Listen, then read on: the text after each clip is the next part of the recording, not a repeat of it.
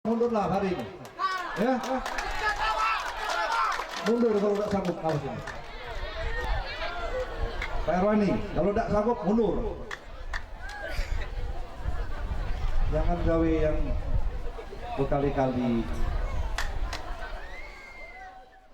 Hal ini terungkap setelah salah satu warga, Samsul Rizal, penerima bantuan program perbaikan rumah tidak layak huni di Kelurahan Kertajaya, Kecamatan Kertapati, Palembang, menyampaikan aspirasinya kepada Wali Kota Palembang, Harnojoyo.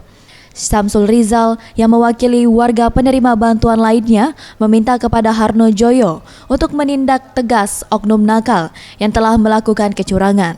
Seharusnya bantuan bahan yang diberikan kepada warga harus selesai dengan RAP, yaitu kayu kelas 3, namun yang diterima masyarakat kayu dengan kelas paling rendah.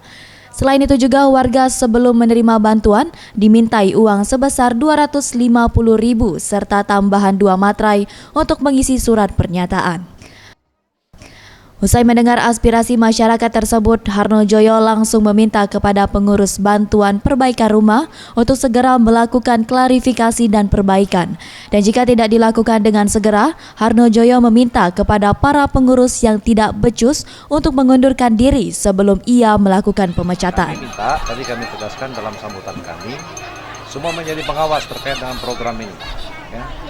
Masyarakat, Bapak RT, Bapak Lurah, Bapak Camat, ya, harus menjadi pengawas. Apabila melenceng dari kriteria yang dimaksud oleh oknum, ini akan sampaikan kepada kami. Masalah nanti akan kita perbaiki ya, sesuai sebagaimana mestinya. Maksud pemerintah ini memberikan yang terbaik kepada masyarakat. Jangan sampai nanti maksudnya membedah rumah, membuat masyarakat tinggal dengan layak, tetapi setelah rumahnya dibedah, rumahnya diperbaiki, justru masyarakat tidak mendapatkan kenyamanan.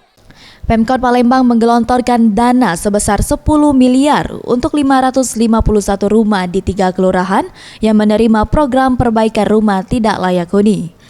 Bantuan yang diberikan berupa bahan-bahan bangunan untuk rumah yang mengalami kerusakan. Tim Liputan Sriwijaya TV.